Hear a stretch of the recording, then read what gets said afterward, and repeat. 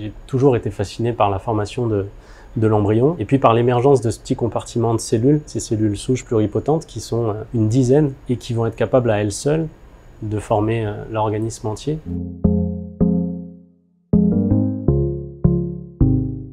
Mon sujet de recherche consiste à essayer de comprendre les mécanismes moléculaires qui permettent à une cellule de se reprogrammer, c'est-à-dire de changer d'identité afin d'acquérir de nouvelles propriétés et de devenir notamment une cellule souche.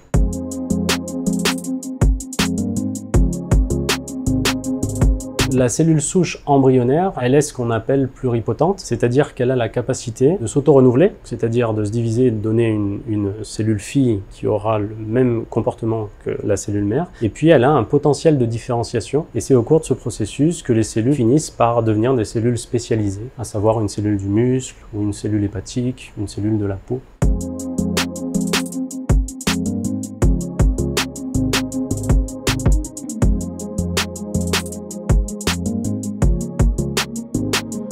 Et nous, on s'intéresse vraiment aux étapes précoces de cette reprogrammation. On sait qu'au cours de ces étapes précoces, il va y avoir une perte de l'identité de la cellule. Donc elle va en quelque sorte oublier ce pourquoi elle a été programmée au cours de la vie de l'individu. Et on pense que dans certaines étapes initiales de la tumorigénèse, on a aussi un phénomène de perte d'identité. Et la cellule se retrouve comme ça un peu démunie et un peu prête à s'engager dans des voies alternatives. Donc nous, on essaie de comprendre ce parallèle entre ce qui se passe lorsqu'une cellule s'engage pour devenir une cellule souche ou lorsqu'elle s'engage pour devenir une cellule cancéreuse.